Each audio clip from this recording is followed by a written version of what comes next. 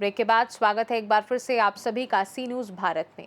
रेवाड़ी में कांग्रेस प्रदेश अध्यक्ष राव नरेंद्र सिंह ने संगठन में अनुशासनहीनता को लेकर सख्त बयान दिया है। उन्होंने स्पष्ट कहा कि पार्टी में अनुशासनहीनता किसी भी हाल में बर्दाश्त नहीं की जाएगी और भविष्य में भी ऐसे मामलों पर कड़ी कार्यवाही की जाएगी। उन्होंने आरोप लगाया कि भाजपा के दबाव में आकर कांग्रेस विधायकों द्वारा क्रॉस वोटिंग की गई। साथ ही रेवाड़ी और धारूहेड़ा नगर निकाय चुनाव को लेकर उन्होंने कहा कि सिंबल पर चुनाव लड़ने में कांग्रेस को कोई आपत्ति नहीं है। यदि कार्यकर्ता चाहेंगे तो पार्टी सिंबल पर ही चुनाव लड़ा जाएगा, जिससे संगठन और अधिक मजबूत होगा। प्रदेश अध्यक्ष ने महंगाई और अन्य मुद्दों को लेकर राज्यपाल के नाम जिला उपायुक्त को ज्ञापन भी सौंपा। इस दौरान उन्होंने आरोप लगाया कि भाजपा किसानों की फसल खरीद को लेकर ढोल तो पीटती है, लेकिन जमीनी हकीकत इसके विपरीत है। किसानों पर नई नई शर्तें लगाकर उनकी फसल खरीदने में अनिच्छा दिखाई जा रही है। इस कार्यक्रम में स्थानीय बड़े नेताओं की अनुपस्थिति भी चर्चा का विषय बनी रही। पूर्व कैबिनेट मंत्री चौधरी जसवंत सिंह को छोड़कर अन्य प्रमुख नेता नदारद रहे। वहीं पूर्व विधायक चिरंजीव राव की गैर मौजूदगी भी चर्चा में रही। कार्यकर्ताओं की कम उपस्थिति को लेकर भी राव नरेंद्र सिंह असंतुष्ट नजर आए। कार्यक्रम के बाद उन्होंने नई अनाज मंडी पहुंचकर फसल खरीद प्रक्रिया का जायजा भी लिया। आज कांग्रेस पार्टी द्वारा रेवाड़ी में प्रदर्शन किया गया राजीव गांधी जी चौक के ऊपर। उसके बाद डिप्टी कमिश्नर रेवाड़ी को महामहिम गवर्नर महोदय, राज्यपाल महोदय के नाम से ज्ञापन दिया गया, जिसमें मुख्य रूप से किसान की समस्या को रखा गया। किसान एक एक हफ्ते से 10-10 दिन से मंडियों में पड़ा अपने गेहूं की फसल बेचने के लिए।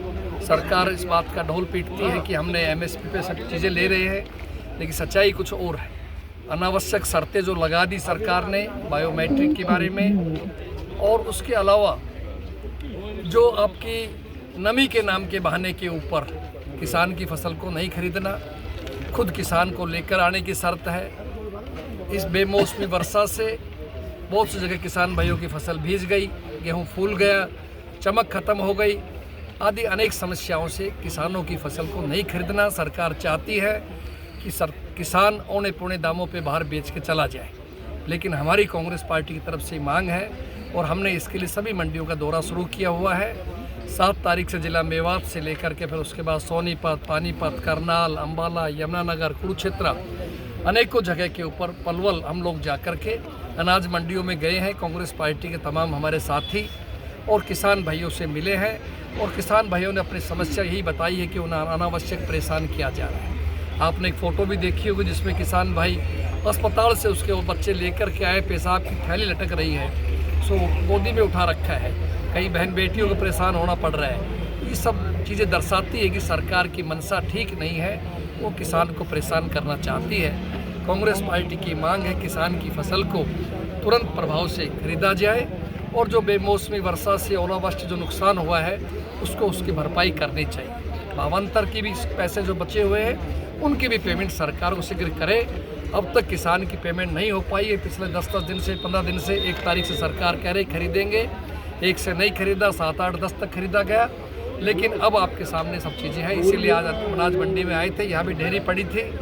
हमें अधिकारी भाइयों से भी कहा है मशीनें लाओ, पता नहीं इनकी मशीन भी काम नहीं कर पा रही। लेकिन मैं अपने एक वृत्तांत बताता हूँ। मैंने खुद ताउड़ू अनाज मंडी में जब मैं गया और वहाँ के अधिकारी को बुलाया, वेयर हाउसिंग वाले को, मशीन लेकर के आए। मशीन का जब बटन दबाया गेहूं डालने के बाद में 13.5 आया। फिर हमने व्यापारी भाई, आड़ती भाई की 2 मशीनें मंगवाई अलग अलग, उनमें 9.5 आया। तो आप देखिए क्या साबित करता है, ये चीज़ शो करती है इस बात को कि सरकार के अधिकारियों की मंशा ठीक नहीं है, परेशान करने की है किसान भाई को। उसके लिए कांग्रेस पूरी तरह से तैयार है। हम हर हालत में चाहेंगे किसान का एक एक दाना सरकार को खरीदना पड़ेगा, इसके लिए हम मजबूर करेंगे।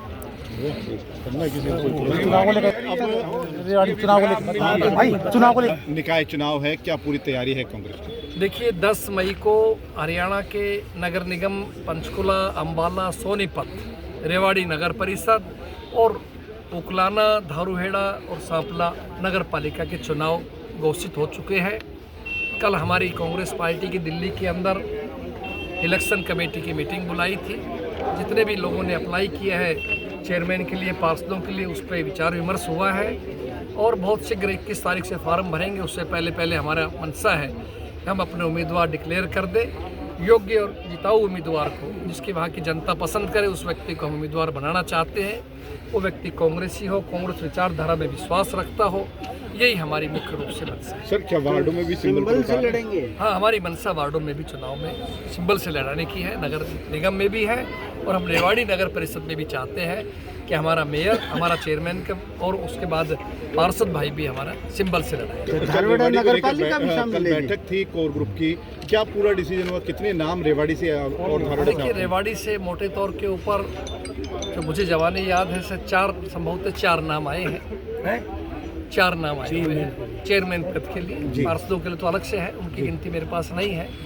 और भी संभवतः नाम हो सकते हैं, लेकिन जितने भी नाम हैं उन सब पे विचार विमर्श किया गया है और अभी फाइनल निर्णय नहीं हुआ है।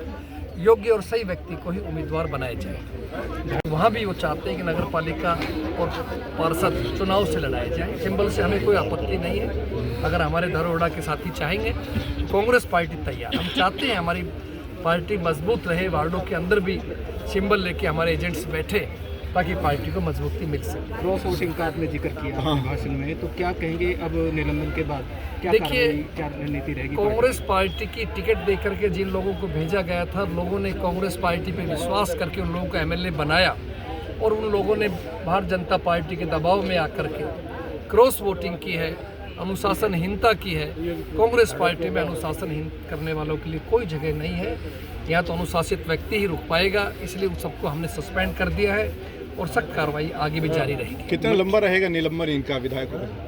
जितना लंबा आप लोग कहेंगे उतना ही लंबा रखेंगे, चिंता मत करो। उन्होंने रेवाड़ी से सीनू संवाददाता चैन सिंह की रिपोर्ट।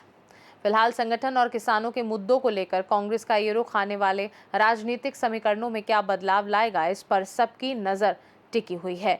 खास रिपोर्ट में फिलहाल के लिए इतना ही। बने रहिए सी न्यूज़ भारत के साथ। हर खबर आपके साथ, आपके हाथ।